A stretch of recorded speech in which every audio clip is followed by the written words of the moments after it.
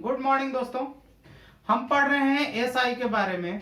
तो एएसआई के बारे में वैसे ट्रिक, जैसे मैंने अभी तक 4-5 ट्रिक जैसे 6 लेक्चर हुआ है जिसमें हमने 5 ट्रिक जो है दिया है, उसके साथ क्वेश्चन भी करवाने का प्रयास किया है ताकि आपको ज्यादा से ज्यादा समझ में आए। आपका ज्यादा समय नष्ट नहीं करते हैं, आते हैं टॉपिक पे। एक क्वेश्चन लिखे हैं, कह रहा है कि 18,600 रुपए को 3 भागों में बांटकर प्रत्येक भाग को 10% वार्षिक साधारण ब्याज की दर पर क्रमशः 2 वर्ष, 4 वर्ष तथा 5 वर्षों के लिए दिया जाता है। यदि तीनों स्थितियों में मिश्रधन समान हो तो पहले भाग की राशि क्या है। क्या कर रहा है कि 18,600 रुपए आपके पास है और इसको 3 भागों में दिया है। 3 भाग, अब कितना किसको दिया है, ये पहला भाग, ये दूसरा भाग, ये तीसरा भाग, किसको कितना रुपया दिया है ये नहीं पता है। लेकिन एक कंडीशन कह रहा है इसमें कि यदि तीनों स्थितियों में मिश्रधन समान हो, तीनों स्थिति में अगर जो मिश्रधन समान होता है तो पहले भाग की राशि। एक चीज और इसमें ध्यान कर देने वाली बात है कि पहला जो धन दिया गया है 2 वर्ष के लिए दिया गया है ना, 2 वर्ष के लिए दिया गया है। दूसरा धन जो है 4 वर्ष के लिए दिया गया है और तीसरा धन 5 वर्ष के लिए दिया गया है। ठीक है, तो ये जो धन दिया गया है, अब ये धन कितना है, ये पहला 1 2 3 जो है ये पहला, दूसरा, तीसरा धन है। हमको क्वेश्चन कहां से पकड़ना है, हमको क्वेश्चन पकड़ना है जो हमको ट्रिक बताने वाले हैं, उस क्वेश्चन यहां से पकड़ना है कि आपको यहां क्या दे रहा है, समान क्या कह रहा है। तो यहां अगर जो मिश्रधन समान कह रहा है तो उसके लिए ट्रिक अलग होगा, लेकिन यदि कह देता कि ब्याज समान होता है तो उसके लिए ट्रिक अलग होता। अब इसको हम बेसिक से बनाने जाएंगे तो आपका समय ज्यादा किल होगा, ज्यादा समय बर्बाद हो जाएगा, इसलिए आपको कम समय में बनाना है। हम इसको कम समय में बनाने के लिए एक ट्रिक लिख रहे हैं। क्या ट्रिक लिख रहे हैं, A1 बटा ये ट्रिक लिख रहा है P1 ratio P2 ratio P3। चूंकि 3 है तो P1 P2 P3 बराबर 1 बटा 100 प्लस RT1 है ना। दूसरा रेशियो 1 बटा 100 प्लस RT2 प्लस तीसरा रेशियो, प्लस नहीं यहां पे रेशियो के रूप में लिखेंगे 100 प्लस RT3। ऐसा हम क्यों लिखे, ऐसा इसलिए 100 प्लस, कोई भी वस्तु अपने आप में 100% उसका रेशियो जो रेट है, रेट और टाइम का गुणनफल, ये दोनों समय साथ मतलब जो है क्या मूलधन के अनुसार आएगा, इसलिए मिश्रधन हो जाएगा। और इसी तरीके से आगे तक जा सकता है। अब आप 3 भाग में है, कभी 4 भाग में भी रह सकता है, 5 भाग में भी रह सकता है, कितना भी भाग में रहे तो यही रूल को फॉलो करना है, यही ट्रिक पे फॉलो करना है और इसी ट्रिक से हमारा क्वेश्चन बन जाएगा। कैसे बनेगा, देखिए 18,600 रुपया है तो इससे हमको मतलब नहीं है। पहले हमको निकालना है रेशियो। क्या रेशियो निकालना है, P1 ratio P2 ratio P3 बराबर 1 बटा 100 तो कांस्टेंट वैल्यू है तो यहां कांस्टेंट है, प्लस और देखिए और यहां पे 10% दे रखा, 10% वार्षिक साधारण ब्याज से, मतलब R कांस्टेंट है, R सभी के लिए कांस्टेंट है ना, तो R सभी के लिए कांस्टेंट है तो यहां हो जाएगा 10 गुना, देखिए पहले कितना वर्ष के लिए काम कर रहा है, 2 वर्ष के लिए ब्याज पर दे रहा है ना, तो गुना 2, फिर उसी तरीके से 1 बटा 100 प्लस 10 गुना कितना 4 वर्ष के लिए ना, तो यहाँ 4 और इसका रेशियो 1 बटा 100 प्लस 10 गुना कितना 5। अब जब रेशियो निकल जाएगा तो आपको मूलधन निकालने में आसानी होगी। ये P1 P2 और P3 इसका मतलब है कि प्रिंसिपल 1 प्रिंसिपल 2 प्रिंसिपल 3, मतलब मूलधन 1 मूलधन 2 और मूलधन 3 भागों में बांटा, इसलिए हम P1 P2 P3 इस तरीके से लिखे। ठीक है, तो यहां क्या हो जाएगा आपका 1/100 और ये 10 दूना 20 मतलब कितना हो गया 120। ठीक है, फिर उसी तरीके से यहां कितना हो जाएगा 100 + 40 कितना 140 और उसी तरीके से 100 + 50 150। अब क्या करोगे, जब इतना कर लोगे तो आप करोगे एलसीएम पहले निकालने का प्रयास करोगे, इन तीनों का एलसीएम। अब इन तीनों का एलसीएम 120, 140 और 150।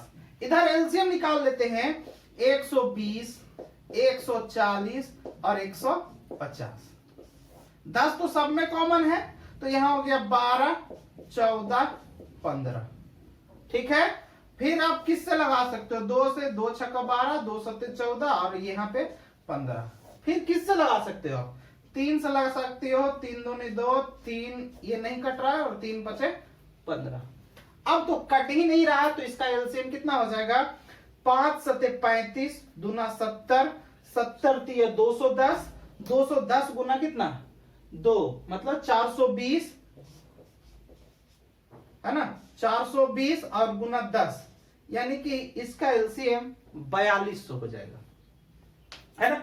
अब ये 4200 जो आया, अब ये जो 4200 आया इसको आप काटने का प्रयास करो, है ना। इसमें इससे भाग दो, तो इसमें इससे भाग देगा, तो यहां पे मान के चलो कि ये 1 0 से 1 0 तो कट जाएगा, 12 × 3 = 36, 6 बचेगा, 12 × 5 = 60, मतलब ये रेशियो कितना आ जाएगा 35 आ जाएगा। 35 कैसे आएगा, यहाँ पे इसमें इससे भाग देना है, यानी कि 4200 में कितना से भाग देना है आपको 120 से भाग देना है, तो ये कितना हो गया 3 मरतबे 360, ये 60 हो गया 0, 12 बचे 60, 600 कट गया, तो ये 35 आया। तो ये 35, चूंकि 35 ये ऊपर एक वैल्यू है, तो 35 से 1 को गुना करेंगे तो उतना ही रह जाएगा, तो 35 हो जाएगा। ठीक है, ठीक उसी प्रकार आप क्या करोगे, इसमें इससे भाग दोगे, तो 4200 में 140 से भाग दोगे तो कितना हो जाएगा 30 हो जाएगा। ठीक है, उसी तरीके से 4200 में 150 से भाग दोगे तो 1 0 से 1 0 तो कट जाएगा, तो 15 दूना 30, अब 15 ठीक हिसाब से मतलब 28 हो जाएगा। ये हमारा क्या आ गया रेशियो आ गया, है ना। रेशियो एंड प्रोपोर्शन में हम पहले वाले सेक्शन में बताए होंगे कि यदि रेशियो के रूप में कोई चीज आए तो आपका 90% का काम खत्म। अब जिसको निकालना है, अब जैसे देखिए 18,600 रुपया है और कह रहा है कि P1 कि क्या करा क्वेश्चन कि पहले भाग की राशि क्या है, 3 भाग में बांटा है जिसमें पहले भाग का पूछा है, तो पहले भाग मतलब P1, तो P1 बराबर क्या हो जाएगा, P1 बराबर जिसको निकालना हो, रेशियो एंड प्रोपोर्शन का रूल है जिसको निकालना हो उसको ऊपर, तो हम P1 का वैल्यू कितना है 35 है, तो इसको ऊपर रखेंगे 35 बटा टोटल को जोड़ के नीचे रख देंगे, तो टोटल का मतलब ये तीनों को जोड़ के, तो 35 और 30 कितना हो गया 65 और 8 73 और 20 कितना 93, तो यहां हो गया 93, टोटल जुड़ के आ गया और टोटल है कितना, टोटल है 18,600, तो 18,600 इससे गुना कर देंगे। अब गुना करेंगे, गुना करने के बाद जो कटता पिटता है उसको काट देंगे और जो आएगा वही हमारा क्या होगा आंसर होगा, तो 93 दूना 186, सीधा सीधा कट जा रहा है। आप कोशिश कीजिएगा ज्यादातर क्वेश्चन जब एग्जाम में क्वेश्चन आए तो ऑप्शन में देख लीजिएगा डेसिमल में रहे, यदि डेसिमल में दशमलव में दे रखा है ऑप्शन तो आप कोशिश कीजिएगा कि पहली बार में एग्जाम में उसको डील ना करें, क्योंकि वो थोड़ा सा टफ होता है। जब बड़ा अंक आए तो छोटा अंक आए तो उसको इग्नोर नहीं करना है, और हम ये कह रहे हैं कि फर्स्ट टाइम में इग्नोर करना है, आखिर में जब क्वेश्चन जब सोल्व कर लोगे लगेगा कि लेंदी क्वेश्चन है, तो क्वेश्चन जो है पहले जो शॉर्ट वाला उसको बना लोगे, उसके बाद क्या है कि बड़ा वाला बनाने का प्रयास करोगे, उससे आपका क्या होगा, आपका समय का बचत होगा और ज्यादा से ज्यादा क्वेश्चन बनेगा। ठीक, अब यहां कोशिश करना कि जो पूरा वाला वैल्यू होगा वो नीचे वाला वैल्यू से कटना ही कटना है। तो प्रयास करना कि इसको डायरेक्ट काट दे।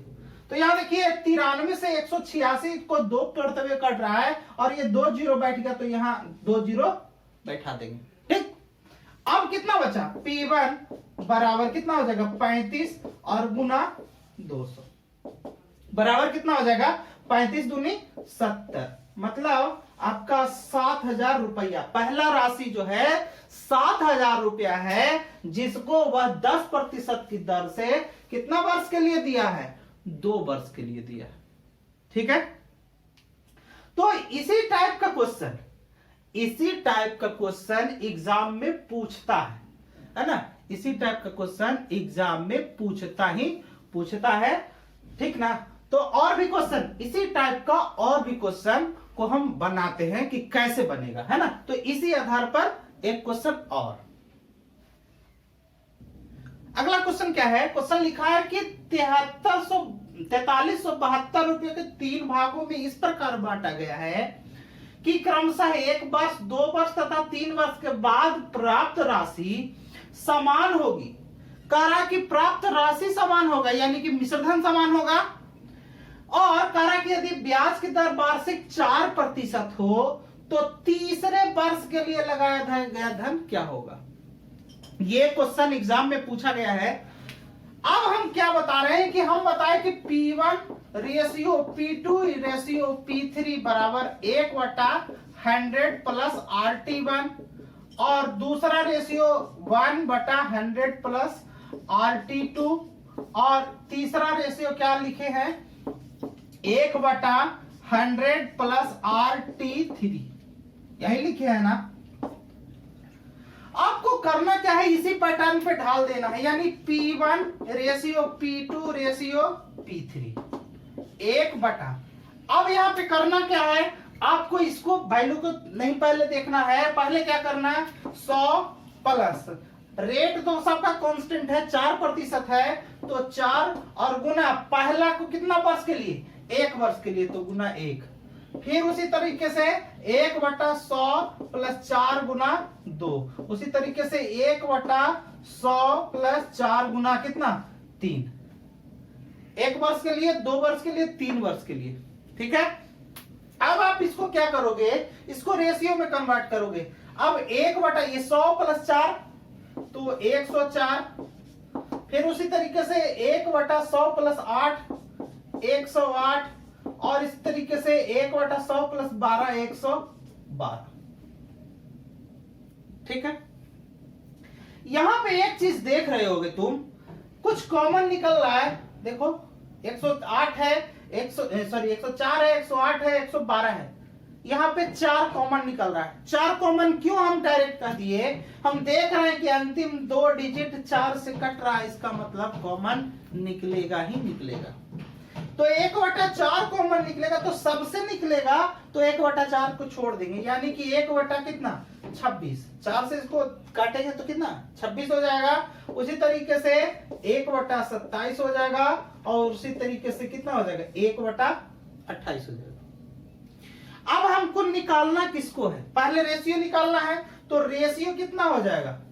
अब इसका रेशियो को, अब ये कॉमन निकालेंगे, ऐसा हो सकता है, लेकिन ऐसा हमको नहीं करना है। करना क्या है, जब भी इसका एलसीएम करो तो 26 गुना 27 गुना 28, ये कर सकते हो, 26 गुना 27 गुना 28, यही कर सकते हैं ना।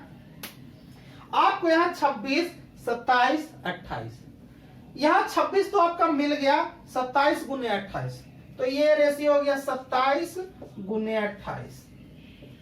ठीक, ऐसा करते हैं। फिर इसको देखिए, इसमें 27 मिल गया, तो 26 गुने 28, तो 26 और गुने 28, और उधर 28 अगर जो मिल जाता है तो 26 और गुना कितना 27, ये हमारा क्या निकल गया, रेशियो निकल गया।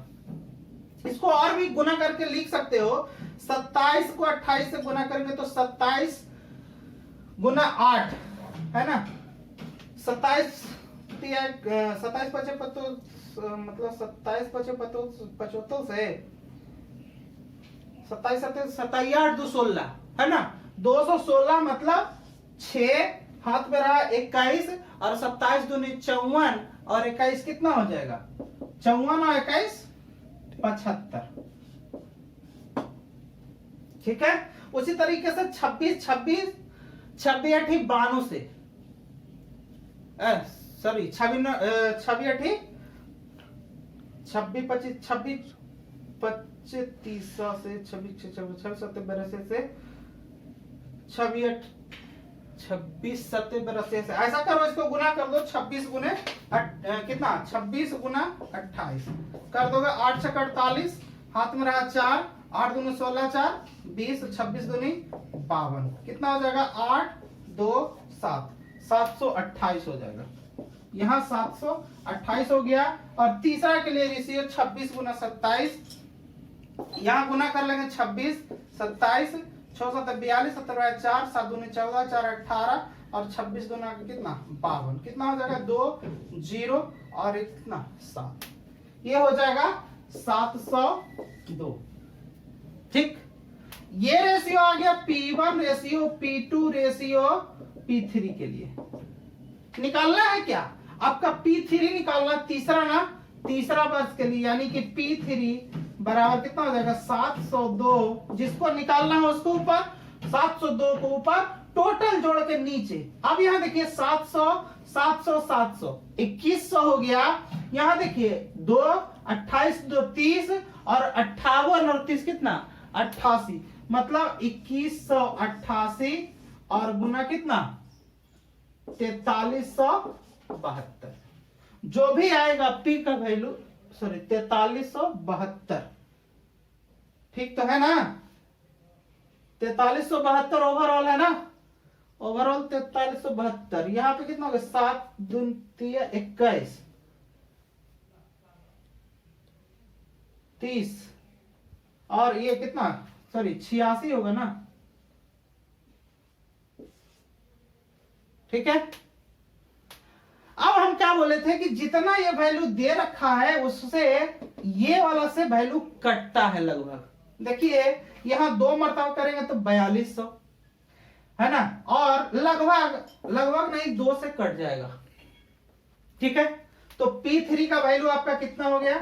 702 और गुना 2 मतलब कितना? 1404 रुपया ऐसा होगा तीसरा वर्ष के लिए, जिसका मिश्र धन पहले और दूसरे वर्ष के लिए भी क्या होगा? समान होगा।